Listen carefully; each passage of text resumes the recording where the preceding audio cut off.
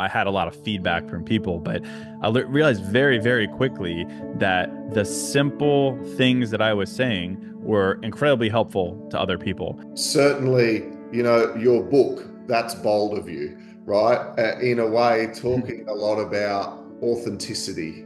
I think are very contrary to what we think. We think that, growing and evolving and getting happy and getting fulfilled and becoming successful means the addition of things. But I think ultimately the joy, the happiness, the satisfaction, the knowing, the peace, it comes from letting go. Like I do that, I'll do that all day because if it helps one person snap that cycle of rumination and helps them evolve slightly for you type mentality, then I've done my job just to help us all be a little less cynical towards life, then I'll be a happy guy if that's all I do. We ended up eventually getting divorced and did these plant medicines, and it showed me that my whole life I had all these issues with females.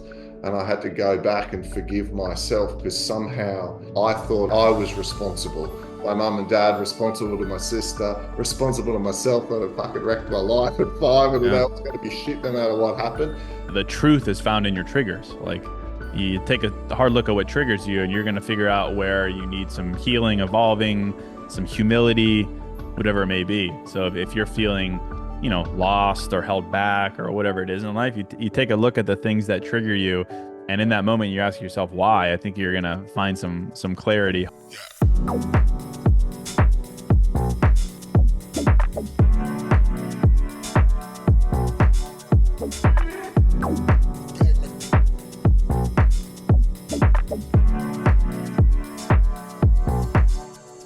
Case, I can't think of a better way to welcome you to Elevated Conversations other than to say it's a great demonstration of how both of us are able to deal with a little bit of unexpected pressure, stay positive, dealing with our tech issues before we went live. Brother, welcome. It's great to chat to you.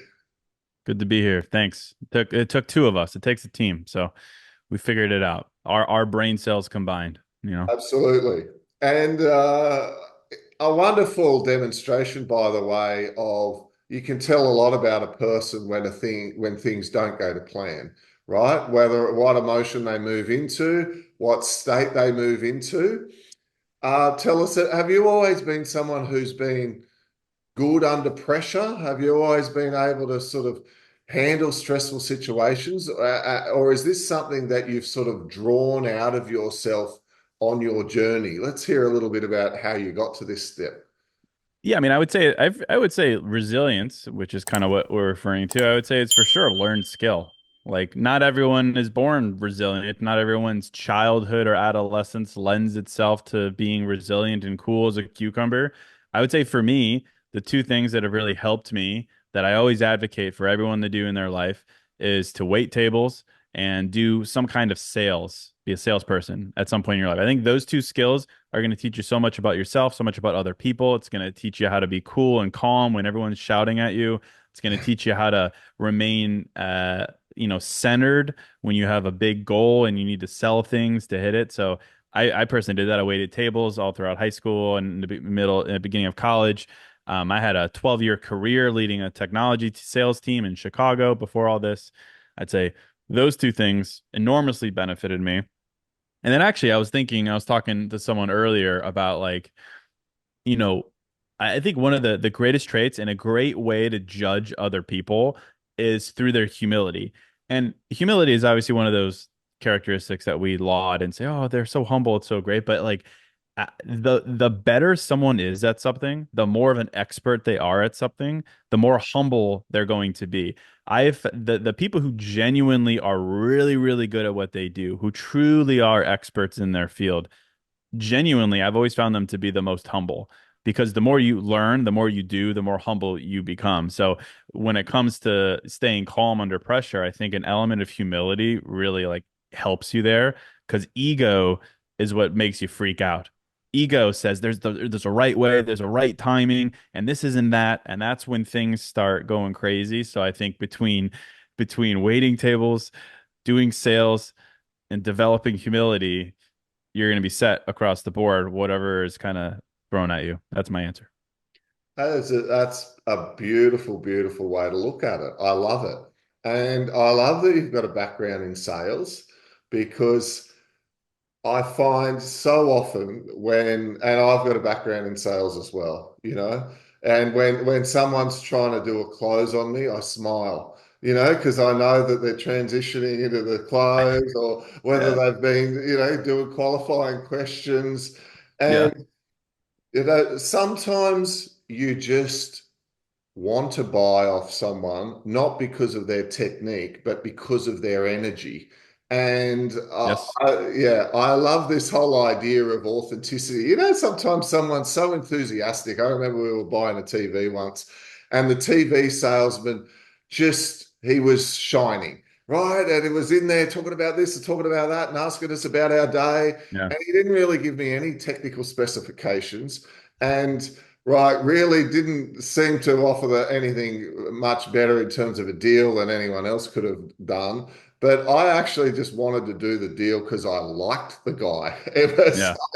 I'm kind of worked out what I wanted. Isn't that interesting though about how there's like often an energy level? Can you relate to that? Oh, yeah. I mean, it's so true. I mean, back when I was doing sales, we used some fancy words here and there, and it was technology sales, so it was kind of like, just put some razzle dazzle on some things and you're good to go. But the majority of our success came from relationships. How well liked were you, and why were you well liked? Like, how did you form those relationships? So I think that's abundantly true. I also think the comment about energy is very poignant as well, because I just released an episode on my podcast today about um it was this New York Times article by Adam Grant. I don't actually know when it was written, but he was basically talking about how research has shown that when it comes to negotiations, whether that's sales negotiations, negotiating in a relationship with friends, with strangers, whatever it is, that a sign of intelligence is whoever's willing to give. And I always thought that, you think about sales, right? You think that, well, in sales, there's a winner and a loser. It's whoever gets the deal, that's the winner. And you're not thinking about like who you're selling to as a loser, but you're so focused on yourself. I have to close this deal. I have to win. I have to receive. I have to get. And they showed that in negotiations, the people who ultimately win the best and the most longevity wise are the people who are willing to give the most. And they showed that generally giving is a sign, generosity is a sign of higher intelligence. And also that when they looked at people who were kind of givers or takers in a negotiation, the people who won the most were the people who made whoever they were negotiating with also win. So there's, a through line here of this idea of, giving first, and not necessarily like just like throwing the whole kitchen sink at someone, but giving respect, giving energy, giving love, kindness, kind of more vague attributes, as a way to ultimately, get what you want, but as a way to not get sucked into what I think so many people get sucked into, which is like matching energy. If they give me 50%, I'll give them 50%. None of that. You give 100%. And the great news about that is it feels great. And two, the research shows that ultimately it comes back to you and you win regardless, and both people win. So kind of triggered me there in a positive sense of I just was talking about that. And I think it's a powerful way to look at life and sales. Okay, so I'm already loving this conversation because it's so interesting that, like, while we now, Roxy and I on this channel talk about spirituality, it was only 5 years ago that we were insurance brokers, right? And we had a bricks and mortar business and we had a sales force and, we were Yeah. selling insurance. Yeah. And now to talk about spiritual concepts, but still firmly have normal everyday life, what they call 3D life, incorporated in with the 5D principles, is exactly what you were talking about there with this whole law of life of give and you shall receive. Because I completely agree with you. So many people look at everything that they do in life as being quite transactional, right? In terms of, I've got to win, I've got to get something out of, any particular situation. Oh, what's my ideal outcome? Is often Yeah. some person goes into a meeting, right? What's my ideal outcome? What am I trying to get out of this? And that can be a philosophy of life. Now, a lot of the beautiful wisdom teachings talk about a shift, and it's a shift that I'm sure you can relate to because it's obvious from looking, I was looking through your book before we got started, Uh, looking at your podcast, loving your Instagram page, all the thank positivity you. on it. They Thank you. talk about there is a shift that people go through. I went through it. This is why I'm almost certain you know. And it's got to do with at a soul level, you go from being service to self orientated as a being into service to others. And in that, you go from ask and you shall receive, Mm, influencing your life, into give and you shall receive. mm. Very much can relate to what you were saying there in this area of give. Can you share with us about at what stage in your life you might have noticed that shift from service to self to perhaps more service to others? Yeah, for sure. I mean, I started the podcast, which is kind of what started this whole thing for me. I started it almost 7 years ago, and I started it from the perspective of wanting to help myself, right? Because I wanted to have a point of view on life. I wanted to challenge myself. I felt like I was borrowing and rushing and doing all these things, and I wanted to sit down and have a space for me to force myself to say, "This is what I believe. This is why I believe it," and kind of just go from there.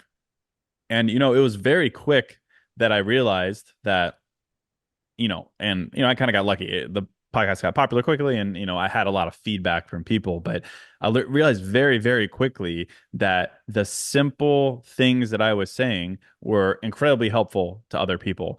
And I never thought when I first started it that it would be of real scale and merit to other people, because I was like, well, these are obvious things, right? I'm just a dude at that time in my late 20s, just wrestling with just generic life stuff. But the literally the first 3 episodes I put out, people are like, I've never heard it that way, or it was so simple and whatever.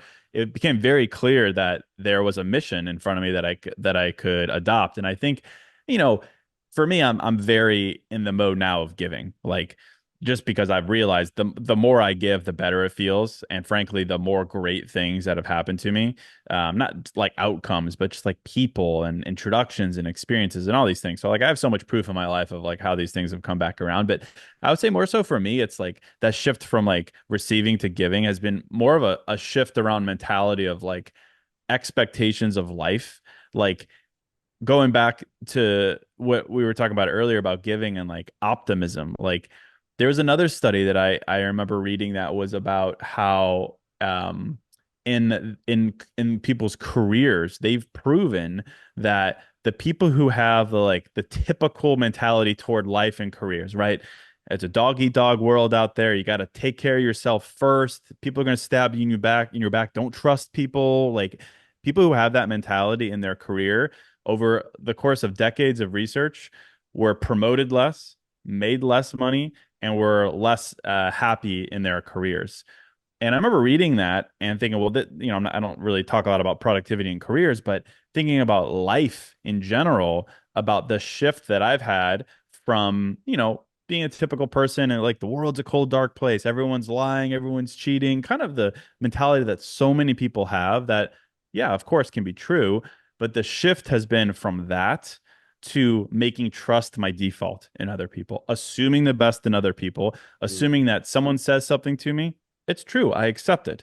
Someone says they'll do something, that's fantastic. They'll do it. Someone gives me a compliment, I receive it, as opposed to what I think former me and a lot of people are in the bucket of, which is distrust and savageness and all these things. So I think that's been the biggest shift for me that I think has really then empowered, to your question, the more about giving as a mission. Because it's like a softening. I think so many people have become cold and resentful, and people certainly have life experiences that, made them that way in a sense, or at least pushed them in that direction. But I think there's so much surrounding in social media that we've just been pushed to the brink of thinking that everyone is bad and everyone's going to hurt you and all these things. And for me, I've chosen, and I think a lot of my work has led me there, to be more optimistic, to make trust my default, to throw as much goodness out in the world, because I've just seen that people want it and need it, and it's helpful, and it comes back, and it's just become this beautiful cycle that I think started with trust and giving, and now it's really just a mentality that I then try to share as well. Yeah, and it comes through in what you do, and certainly. your book, that's bold of you, right? In a way, talking a lot about authenticity, being real, expressing your normal, crazy, silly self. For a lot of people, that is really difficult for them to do. And it's Yeah. because exactly of what you were talking about, people are stuck in their head, right? It's been shown that in around the ages of 7 to 10, we move into what's called that beta level of the brain, the level of logic, reasoning, Yeah. processing, making decisions, and we lose our creativity and our spark because we get told we're growing up and we've got to go into the big Yeah. wide world and be Yeah. serious. So the magic of childhood gets lost for a lot of people. And that's just if things are going smooth in the family home, right? Sometimes little kids are in unfortunate situations where there are actually negative projections being put on them, right? And Oh yeah. uh, even in the positive homes, there is this expectation of right, shut down the heart, go into your Yep. head. What are you doing? You're out in the garden talking to fairies and talking to your imaginary friend or whatever. You got to Yep. stop all that nonsense, right? It's time to grow up. It's time to, and Mm. in the male case, be a man, Yeah.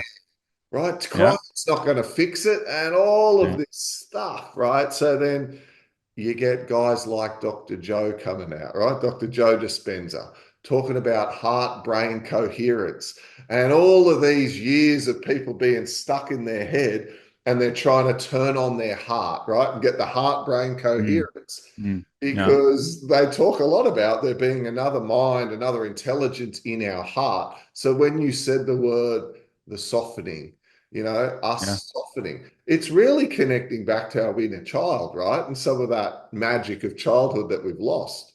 For sure. Yeah. I mean, it's a softening, it's an unbecoming, it's a lessening, it's a simplifying. It's all these things that I think are very contrary to what we think. We think that, growing and evolving and getting happy and getting fulfilled and becoming successful means the addition of things. More money, more partners, more dates, more of these things. And in a sense, yeah, sure, more cold calls, yes. But I think ultimately the joy, the happiness, the satisfaction, the knowing, the peace, it comes from letting go. Every single time. I mean, you talk to people, and I think there will always be a through line there of letting go of something, and that was what enabled them to become their best self, their most peaceful self, whatever it is. It wasn't like I needed to accomplish this or do this, and then I became that way. So I think that's so true. And then, I mean, you talk to, Joe Dispenza, you talk to any therapist, and I used to think it was a silly thing to say, "Oh, your childhood." No, I'm a man now. I'm in my mid to late 30s. What does that have to do with my childhood? And it's, it is crazy how some of those tendencies follow you in subconscious ways or in like very, very, very overt ways. So yeah, I think certainly it always behooves us to look back, to look forward. Yeah. And certainly it's become more and more evident that burying it in the closet and not talking about it is not helpful, right? Not at These all. these unresolved issues can bubble away in the dungeon, and we can try and ignore them or cover them up with whatever it might be, the wealth, the success, Yeah, outside fulfillments, things outside ourselves, helping to make us feel better because deep down underneath, we might have a false belief in there that we're unworthy or yeah. we're unlovable or we're going to be able to get some love or feel better about ourselves through outside things. Have you had any realizations where you've had to, in a sense, what they say, to have a bit of a dark night of the soul or go into and see some of your own wounds or injuries or unhealed parts at all? I mean, I think that's a 24/7 process for me. I mean, there was never like in my story, there was never like a collapse and then a rise or a rags to riches for me. I mean, I think it was the catalyst that starting this podcast because I was frustrated with who I was and who I wasn't in these things. And I think that really has opened my mind to like what mindfulness, as like I define it, what mindfulness is, what mindful practice is. And, a huge part of it is that a huge part of mindfulness is learning to listen to yourself, sitting in silence, sitting in darkness, and practicing the art of non-judgment of how you feel and embracing it and listening to it. Huge part of mindfulness, of course. For me, though, what I think I've and why I do what I do so optimistically and colorfully is that I've realized that like for me as who I am and like what I gravitate towards and what helps me grow, mindfulness being just listening to myself isn't enough. For me to get the real impact from introspection is listening to myself and talking to myself. So a big part of what I do, and you see it on Instagram, right? I want to talk to myself better. If I only listen to myself, you're going to hear a lot of crap, right? I mean, I'm sure you're into, the work of subconscious mind and like Michael Singer and things like that. And it's like a lot of our thoughts, a good majority of our thoughts don't originate with us. We're simply receiving them. So it's on us to be able to different to listen to all of them, but to be able to differentiate between them. And then how do you make that differentiation real? How do you make introspection tangible? How do you make self-awareness something that empowers you to then change your behavior and your relationships? Well, for me, it's how I talk to myself. It's the words I use. Like the book that's bold of you was literally written from the frustration that I had of the labels that we put on ourselves or we let other people put on us. Like if we've been told that we're too sensitive or too loud or too crazy or too quiet or too something, and we don't question it and we sit there and we think, well, maybe you know what, maybe I am a bit to this or I'm a bit to that. Suddenly the words that we use have dictated our identities just because we allowed them to with no pushback. So that's why I think the best balance of a mindful practice or mindfulness as a definition is listening to yourself and talking to yourself and making that talking to yourself part as uplifting and hopeful and optimistic and driven by human language as possible. And I think for me, that's why I'm so passionate about journaling as a habit and a mindful practice. The ability to take that introspection and make it real and connect the mind and body and to freeze your thoughts and be intentional about processing them in the way that you then speak to yourself. That is what you make introspection real because suddenly you are back in control. You're using active words, human language, and I think it has a great effect. So to answer your question, I mean, all of that is my process. It's sitting and listening, sitting and talking, celebrating it, writing it. A big part of my mindfulness is creativity. I think it's a underrated form of mindfulness. But yeah, that's my answer. Yeah, beautiful, beautiful. I reflect on Dr. Michael Beckwith, who spoke about how as we move through different layers in life, and often we can start at the first level where it's like everything's happening to me, or the universe is happening to me, and I've got to respond. And then you learn as you go through life that I can influence different parts of my world. My mindset, Yeah, what's going on around me, the universe is happening by me. I can create the world I want. We're creator beings. Then this idea that it can happen through me and yeah. that life and love and expression can happen through us. Have you had experiences of that at all, of almost being like divinely guided or so aligned with your purpose that you can surrender and move over to a level of trust?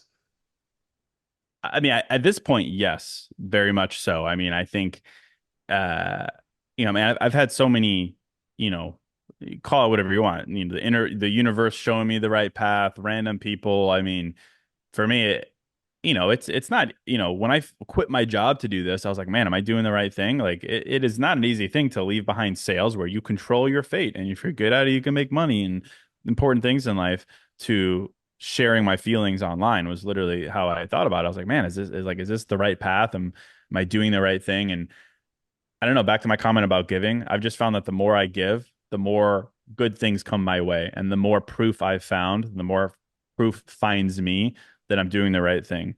I mean, even I remember literally when I first started like writing in Chicago, before I started the podcast, I was like writing some blogs here and there, nothing too serious. I remember I had started this thing called Pursuit, and it was kind of just like motivational writing, but it was me just like dipping my toe in the water and just like giving it a run. And I did it for like two or 3 years and managed to like build up a decent sized email newsletter base. And then at one point I was just kind of done with it. I was like, I don't know how to make a living from this. I'm just gonna do my sales thing and call it a day. And I was literally gonna sunset it. And I don't think the podcast would have ever happened if I had.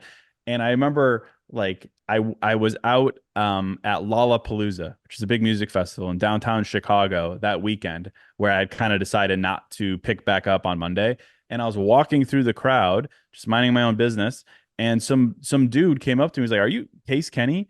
And I'd never been recognized. Like it happens now, but I'd never been recognized before because I was just a guy, a no name writing on the internet. He's like, "Oh, I read Pursuit. I love Pursuit." And I was just like so thrown by that because I thought no one cared because like didn't have big numbers or big metrics or anything. And that dude, I owe that guy a lot. That was in like 2016. And that can convinced me to keep going with that, which then at some point I was like, you know what, I need to challenge myself. I'm going to do the podcast, which then led to everything else. So like I have so many little moments like that that I think were just little gentle nudges that I'm doing the right thing. And yeah, I mean, I think mindfulness is a muscle. Like you get better at it the more you do it, the more you practice it. And I think the more I gave myself some grace to, let it kind of blossom in its own time, the more that I allowed myself to do it more often and get better at it. And then, eventually you find your stride. But I mean, even over the past couple of years, I've completely like changed like what my focus is. So I think that resilience element that we talked about earlier has come back to play. But between the signs from the universe, random people, a lot of like celebrities like share my thing recently, and I'm like, well, if they think it's cool and the world thinks they're cool, then I've got to be doing something objectively right. It just, I'm always finding little morsels of motivation to keep going. Yeah. And there's that idea that the universe conspires to help us and that nothing's random. So the guy in the crowd perhaps wasn't random.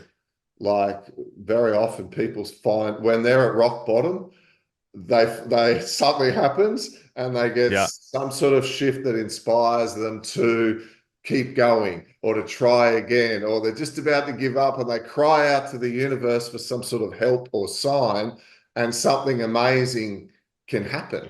And for yeah, a lot of people, when they know to look, there are synchronicities and there are signs that can be around us all the time. Have you ever come across this phenomenon of people seeing the spirit numbers? 333, oh 111. for sure, yeah, Like, spotting that through the day. yeah, People talking to, I was talking to someone the other day, had a great one where every day they practice their manifesting. So they're in their car driving to the grocery store or post box or whatever.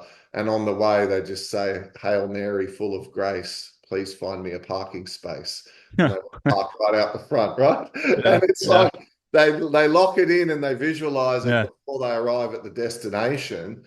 yeah, And more often than not, they're getting an amazing parking space. It's just a yeah, small way that they're influencing their universe or the reality.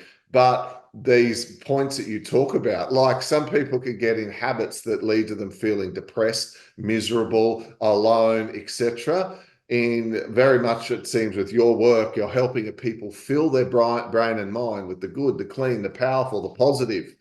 And, it's true. Be careful what you think about because it just might come about. So, isn't that yeah. inspiring to focus on what we do want rather than what we don't want, right?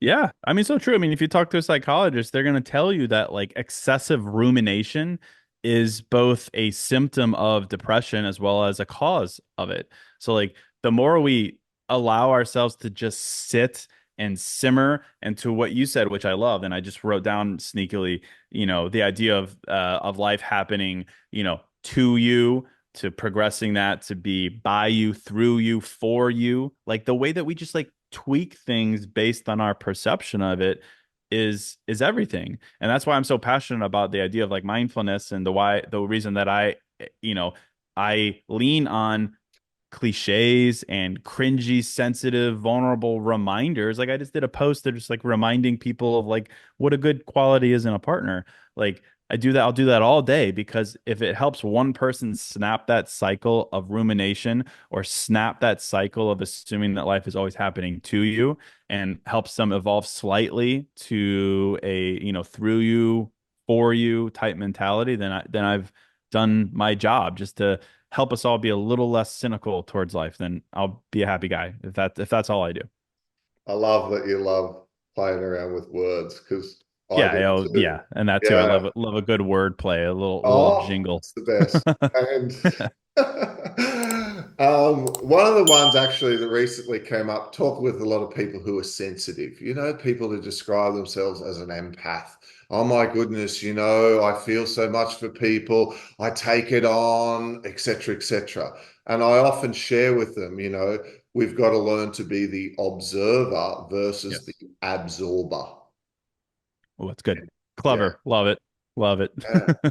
Yeah. Observing Yeah. obviously ourselves, because Yes. of course, whenever we get triggered, whenever we get upset, it's an opportunity for us to see some sort of unhealed part in ourselves. Because if you didn't get triggered by whatever it was, right, then it would just be a guy cutting in front in traffic, and you go, "Oh, this person's in a hurry," and you just ease off a Yeah. little and let them in. If you Yeah. erupt in a volcano, there's probably something unresolved, right? Yeah. It's Yeah. probably a lot more than just that car. So that's the Yeah. observer, but sometimes the absorber is a more tricky one because sometimes people could take on other people's stuff. Yeah. And it's like they might hear a sad story, or they might get, in and around people who are low energy and find that when they walk away, that's really affected them. How do you deal with situations like that, incidentally, by the way? I wouldn't have thought that would be an issue for you because it's not for me, but I'm interested to hear how you've got to that point. Yeah, I mean, I think if I have a weakness, it surely is traffic. Like I get triggered for sure. Okay. And it's and I can tell you straight up why. It's like if someone cuts me off, I go to that place of they think they're better than me. They Ah, think that they deserve that more than me.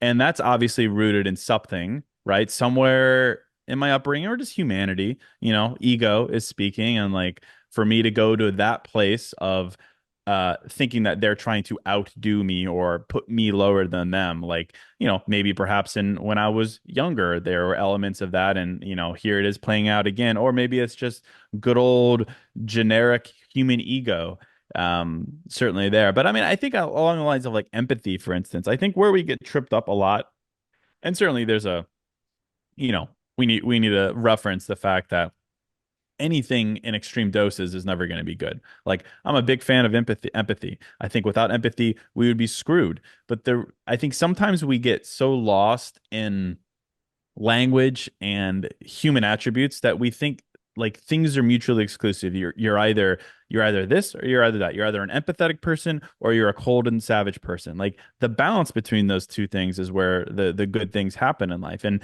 I think so often we start thinking that being an empathetic person is a weakness because we see what it comes with. Sometimes we get taken advantage of. Sometimes we take on burdens that aren't our own. Sometimes we're patient with people who we shouldn't be patient with. And and when we have a couple of those experiences, I've just found that people suddenly they're like, okay, well, empathy is clearly a weakness. Empathy puts me in situations where I get hurt. I'm no longer going to be an empathetic person, and they're done and they move on to their savage era. And I think that's such a mistake of thinking that a superpower like empathy needs to be rid of. When the reality is, I think it's much more realist to recognize that good things always come with downsides. The reality of life. Kindness comes with people who want to take advantage of it. Empathy comes with people who want to take advantage of it. Giving first comes with people who will only take and never give back. That doesn't mean we should stop being those types of people. We just need to do exactly what you said. Maybe we need to observe first. I don't think it is ever bad advice to encourage people to pause before they react. And I think we just need to draw that line between thinking that you're either this or that. You could be many different things all at the same time. It's all just defined by your ability to balance them. So for me, I mean, I think I'm a highly empathetic person. I think without it, I would not be able to write and do what I do well. But it's always balanced. It's like I want to believe the best in other people, talking about optimism, making trust my default, But just because I want that doesn't mean I'm blind to the red flags that are waving around me. It's a balance between those things. And I think what I just said is obvious, and most people are like, yeah, it's cool, it's cool. But the majority of people go through experiences where they're hurt because their superpower is taken advantage of, and then they eradicate that as their mindset and they move into that closed off mentality. And I think that's where people get into trouble, or through some other way that they should talk to the therapist about. Maybe they go way too empathetic and way too giving as some kind of way to offset that. And that's also problematic. But for the most part, I've just found that people, react too quickly and they label themselves in certain ways that is not fair to them and certainly doesn't celebrate the goodness that being an empathetic person actually is, in my mind. I completely agree. I think that's a very, very good point. And playing with words again, it's like part of the risk of loving is, what if it doesn't work? Or Yeah. what if there's rejection? And part of our many soul contract, what we came in to play around with is a sometimes painful soul lesson of unconditional love. And Yeah. the unconditional love often gives us this learning lesson through the opposite of what we prefer. So very often people are in situations where they're judged, they're rejected, they're manipulated or put down, or etc., etc. And they may have beautiful sensitive gifts and abilities, the empathy being the example there, Yeah. that they might shut down, right, or overlook. Yeah. But we've got to learn that if we're coming in to experience unconditional love, it all starts with ourselves, because we can't give Yeah. away something that we don't possess. We need to have it Mm. within us first. So sometimes actually Okay. people being over giving, in your example of like, it's like off the chart, it can Yeah. actually be a cry for help, because within Yes. they have a terrible Yes. relationship with themselves. 100%. Mm, Yeah. Yeah. You swing the pendulum one of two ways. But I mean, I think it's like all of this that we're talking about is just emblematic of the fact that like people in general, not because we're bad people, but we're not comfortable with ambiguity and the coexistence of two things being true at once. Like we're much more comfortable with absolutes, a good person or a bad person, as opposed to a good person with good intentions who executes on them poorly, someone who loves you but hurt you, someone who XYZ but XYZ. Like and I think it's perhaps some of the, internetification of things where it's just we like to villainize people, ourselves included, right? We love to turn on ourselves too sometimes, where I think the more freeing reality is realizing that all those things can coexist. You can balance these things. People could be good and bad. People can try and fail.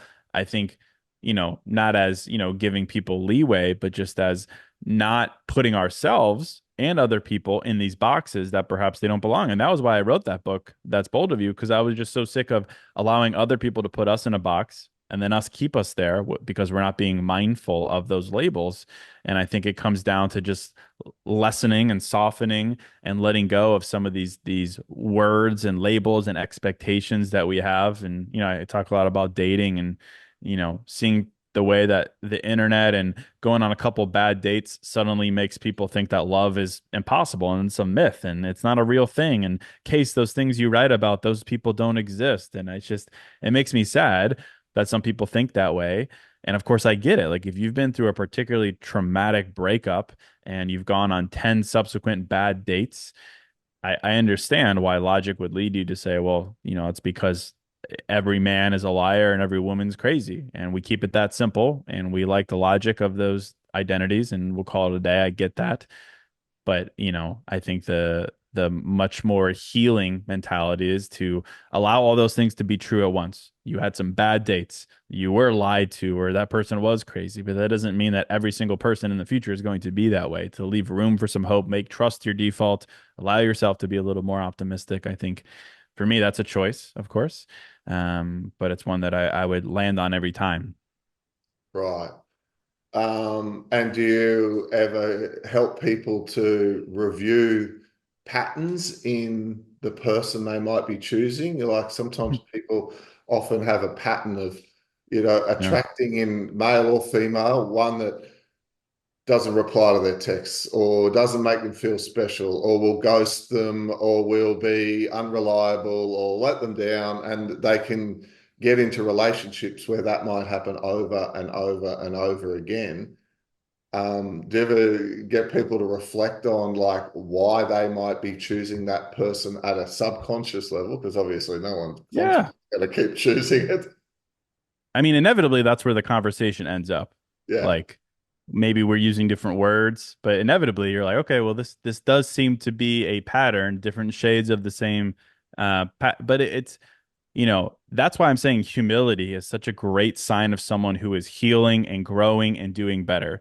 A humble person said, ah, you're right. I've been playing a role in this through my choices.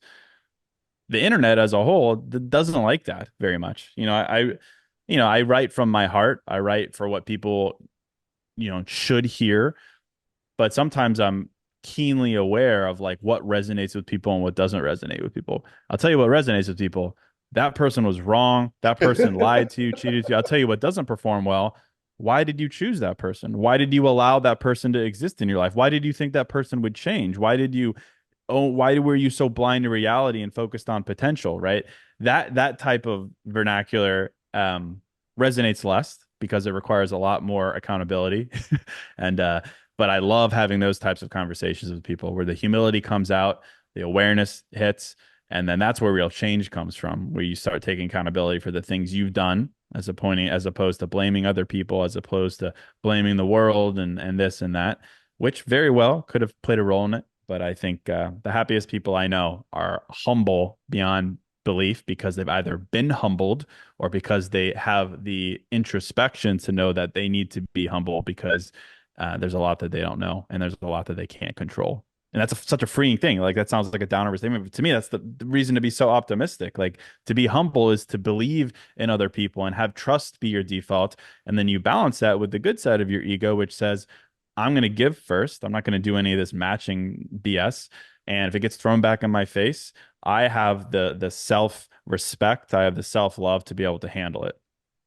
Yes, I love this where this is going. It's the relationship area is such a huge area for people, and if we pull back to the universe is happening for us, so it's like we're attracting these same people over and over and over because if it starts with us, there is an emotion within us of not feeling respected or not Yeah. being honored or not being the person's number one, whether it be with the masculine energy or the female. But very often that is a pattern that can go right back through a person's life. And once Yeah. they observe that relationship or dynamic, and even sometimes into the lineage, the grandmother was treated like that by the grandfather, then the mother did it to the father, and now the person's there picking the same guys or the same men, Yeah. and they Yeah. go, holy Crazy. heck. And Yeah. this is Yeah. It where can I really open sometimes your eyes. So yeah, I think they that's go, such a great, yeah. oh Yeah. my You were God. like, yeah, it's crazy, right? Yeah. And in case you'll like this one, another play with words, but this is where we be the observer, not the archaeologist. I like that. You got to get Yeah. these out there. These are clever. Yeah. Because this is Observer. about us being able to have self-reflection, but we Right. don't necessarily want to dig too much shit up, right? Like the archaeologist. Yeah. Sometimes we've got to let those skeletons just lie down in there. And, you know, maybe there's a time when you've got to perhaps dig it up and have a Yeah. dark night of the soul. Like maybe there is some real moment where you've got to confront a core emotion, and this is where we talk about it. It's like in your root chakra. I'm not good enough. I'm lacking in something. It's like the universe wasn't even fair bringing me in the first place. So like some people, they don't even want to be here. It's like, I don't Yeah. want to be here. This like, what's the point of life? You know, Mm. everyone's horrible. There's three, can't trust anyone, can't trust big media, can't trust the Yeah. politicians, Yeah. can't trust this, that, or the other. It's like this place stinks, you know, like at Yeah. a soul Yeah. level, they're like cheesed off. Like Yeah. it's deep, right? In Yeah. some people. Yeah, I And like that a lot. What am I doing here? If all that's true, then what is the point of being here? That's kind of how I approach the question of like, is love worth the risk, right? Because a lot of people, like, once they've been beat up metaphorically in so many different ways by bad relationships, they're like, what's the point? Well, there wouldn't be a point, right? If you believe that every single person is going to hurt you, you're an unlovable person, your past relationships are indicative of future possibility, logically, is there a point then? Well, no. Those two things cannot coexist. So I think in that specific context of being like, should I even try for love? The only way you should try is if you're willing to wipe the slate clean in a sense. In the same way with that, like, what am I doing here with life if the government is spying on me and the economy's horrible and this and that? Well, then no, it's really not a point. You have to be willing to let go of some of that, even if it's true and valid and hurtful. There has to be a point where you allow yourself to step forward with a somewhat clean slate, carrying wisdom, boundaries, standards with you, but at least being willing to say, okay, I'm going to allow something into my life. So I think that that's a kind of a light bulb thing for me. Yeah, and it's beautiful because like a lot of people write beautiful books about how we choose this at a soul level before we come in. And people Mm. would go, why the heck would I choose the Yeah. horrible stepfather or, Right. to lose my brother or my sister, my best friend, or to get adopted out or like, why would I choose that? Right. And I know it's not a nice conversation to have, but one way to look at it could be it's an amazing opportunity or catalyst for the soul to grow or for the opportunity for the person. Let's bring it back to one of the big lessons of unconditional love.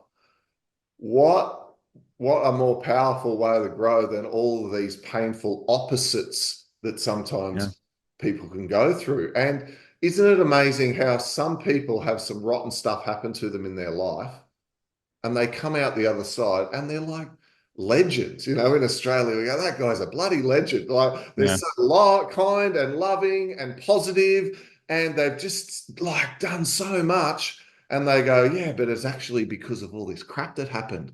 Yeah. And I Yeah. made a decision to do this and this and this. And then someone else, they'll go, I had all this stuff happen in my life. Mightn't have even been as bad as the first one. That's why I'm an alcoholic. That's why I've got Mm. rage issues. That's why I'm Yeah. chronically depressed and I'm this and I'm that. So it's a difference it's not what happens to us in life that defines us, but what we do with what happens, right? And there For it is sure. playing out all the time in and around us. But the bit I'm starting to observe is both choices are okay. Because who am I to judge? Remember the Bible Yeah. said, those of you For that are sure. free from sin can cast the first stone. Shit, that'll shut a lot of people up here, right? Yeah. Like Yeah. me included, I'm not going to Yeah. want to judge anyone if that point is like so incredibly true. Like, so often what we're quick to judge in other people is in us, right? And getting triggered.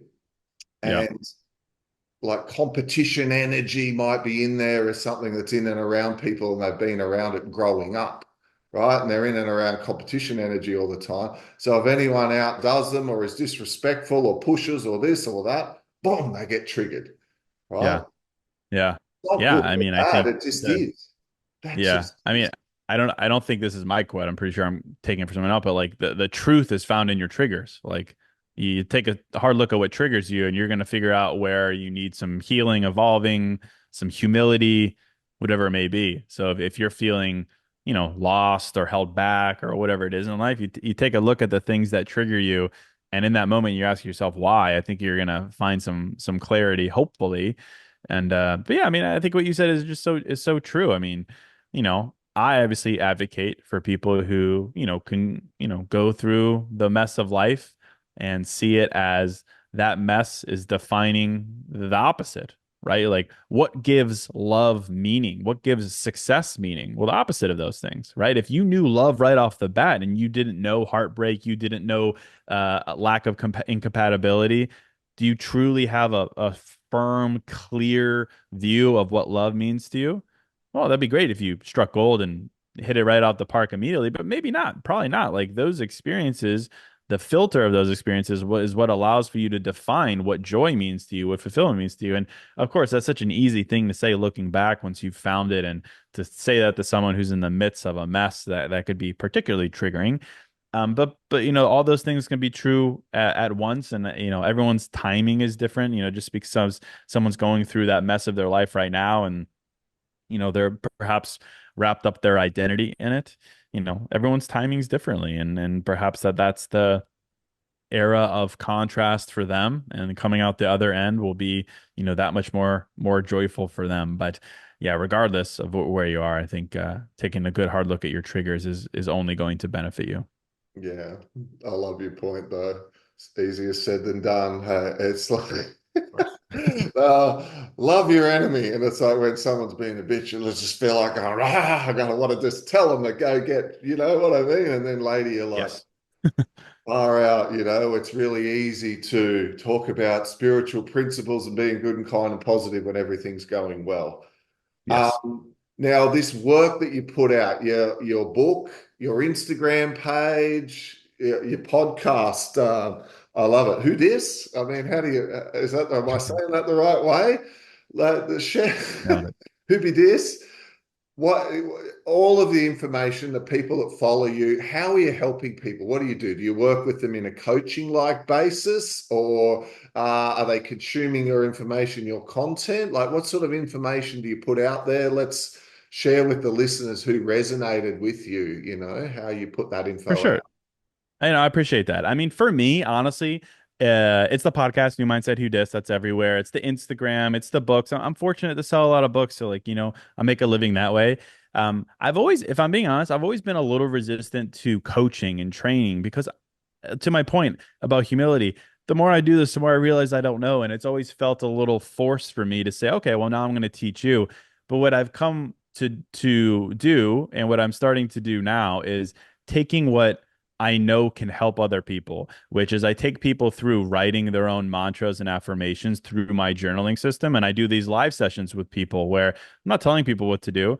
I'm encouraging them to ask themselves certain questions. I take them through these creative writing frameworks that I've developed, and they come out the other side with their own quotes basically for their life in the way that I do for me, they do for them. So I'm really excited to be doing more of those. I do a lot of in-person guided journaling sessions with sports teams and corporate groups and things like that.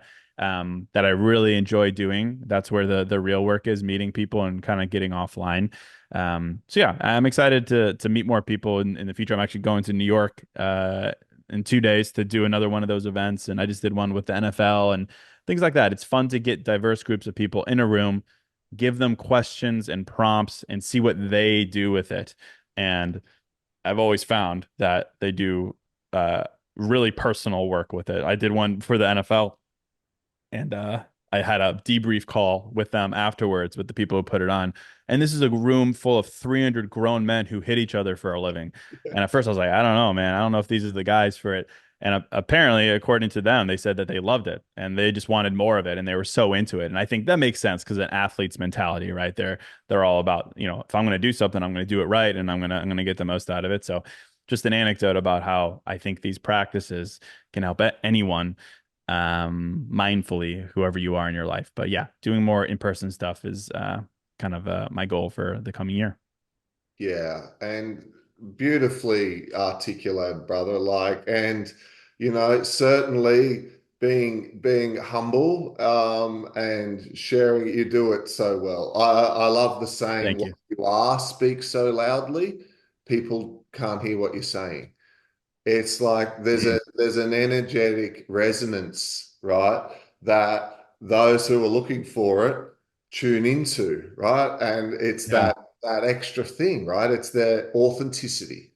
And that's what you came in to express, and you're doing it. So thank you so much, because no two of us are the same. So we owe it to ourselves to be authentic, because that's what our purpose was, to come in and just Yeah. silly or dance bad or whatever it may be and laugh and Yeah. joke, not take life so seriously. But it also is a gift to all those people that you're touching. Why? Because when you're authentic, they get to see someone who is effortlessly expressing the spark of the divine out through them. And that might just inspire them to shine their light. As I would say, they've been shut down in their throat chakra and dimmed their light because they were told they were too loud or they were whatever, too creative Yep. or didn't Yep. take Yep. life serious enough or whatever it is. And they dim their light and they're like, look at that guy. Case is out there just shining, laughing, not taking himself too seriously.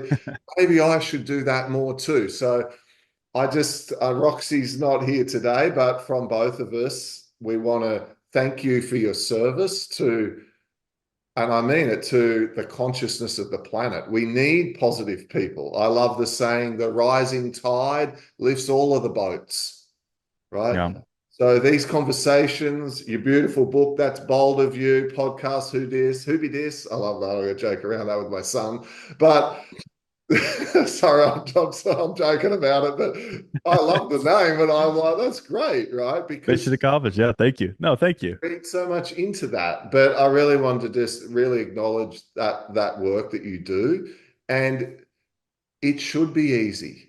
It should be exciting. Like when we're aligned with our dharma, our purpose, things flow. You talk about work, and it's like the NFL job, whether they paid you or not, you probably didn't even really think about because at the end of it, you're like, that was just epic, man. That's what it should be like. Yeah. Right. So I just wanted Agreed. to say, thank you for like living in Well, thank alignment you. and sharing that with everyone as well. It's been great Well, to have thank you. I appreciate that. Yeah. Thank you for having me on it. And likewise to you. I mean, yeah, you never know who's listening or watching or attending. And if you could change those people's lives, and it's mission accomplished. So yeah, thank you for having me on it. I appreciate it. It's a great chat.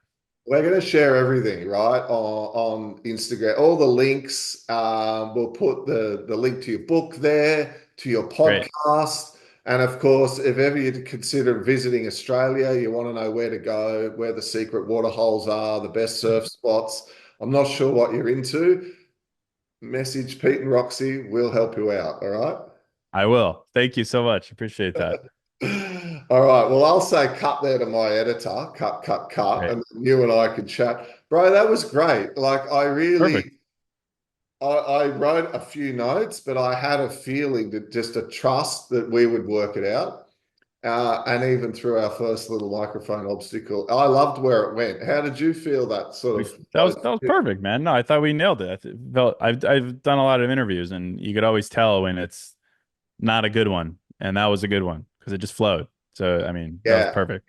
Well Yeah, done. that's Thank you. great. And I don't know if you Yeah. got a lot of followers in Australia, but you'll certainly get lots of people in and keen on that. Particularly, I love that you've got a relationship angle, and that's a hot topic, for a lot of people. Yeah.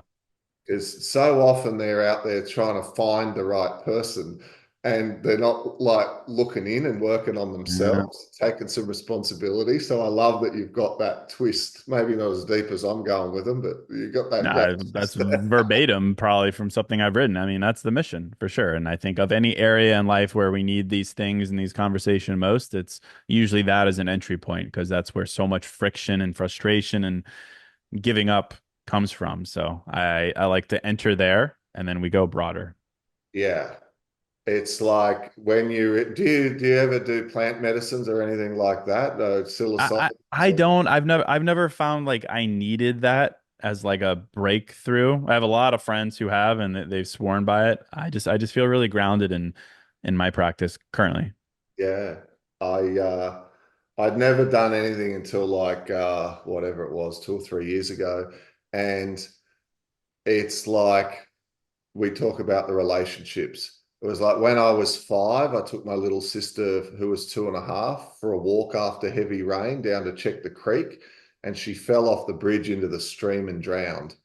So I had to Oh, go home and oh, tell my mother that my little sister had drowned. And, as you can imagine, mum got up and freaked out and left the house, and, was crying and da da da da da. God. There was this trauma, and I was like, I'd split from my soul. So I grew up with issues with Wow. females, always trying to please my mother, please a teacher. And I was like shy. And I went all the way through school, never had a girlfriend, Mm. like just pleasing people, pleasing everyone. And it wasn't until like university I realized I could put on the facade, pretend, because Yeah. I'm not that unattractive. So surely I should be able to get some chick to like me, right? Yeah. Look at you. So we play that out, right? Yeah. And I'm down that path for just a little while. And then I get one of my early girlfriends pregnant, and there's all this pressure to marry her from my mum and dad and from everyone else. And because I didn't have good self-esteem, married the wrong woman, had three daughters, and in that whole marriage, trying to make her happy, trying to make the daughters happy, trying to make females happy. I didn't even join dots. Broken left toe, broken left foot, broken left arm, squashed the left finger in the car. All the feelings are on the left side, pterygium in my eye, all on the left. That's the Wow. feminine side of your body. Like, I'm not joining these dots, right? And then Yeah. Yeah. we ended up eventually getting divorced and did these plant medicines, and it showed me that my whole life I had all these issues with females, and I had to go back and forgive myself because somehow I thought drown. I was responsible. I Yeah. was, Yeah. responsible Wow. to my mum and dad, responsible to my sister, responsible to myself that had fucking wrecked my life at five, and I Yeah. was going to be shit no matter what happened. And when I shifted that, met Roxy, now I've got the two boys, right? Going to be 50 next year. And Mm. female issues are gone and things are in Yeah. balance. But like the patterns that we talk about that can be there Yeah. Yeah. influencing our behavior and all the different areas. And like you, it's like I went into sales and the masculine energy and was articulate and spoke on stage and all of that sort of thing. But underneath it all, I needed a bit of archaeology, right? I needed to do some There it stuff, is. and as I Yeah. worked on that, right, I popped out the other side. Hence the complexities of this mission. It's Yeah. like it's a doozy. So Yeah. it's great to talk to you, and I Yeah. mean when I say you shine, I'm not just pumping up your tires when we're in record. I'll say it as well. It's like thanks for what you do. Yeah. Well, thank you. I appreciate that. And thank you for sharing your story as well. I mean, that's why the mission is personal for you. And I'm sure sharing that publicly or in, smaller settings is really, really powerful because those kinds of stories really, as painful as they are, but they really help connect the dots for you, obviously, and for other people. So I think that's owning that is where the magic is. And clearly you have. So right back to you. Good on you, brother. Well, thanks again, and have a Yeah, beautiful thank evening. you. Bye bye. You too. Bye.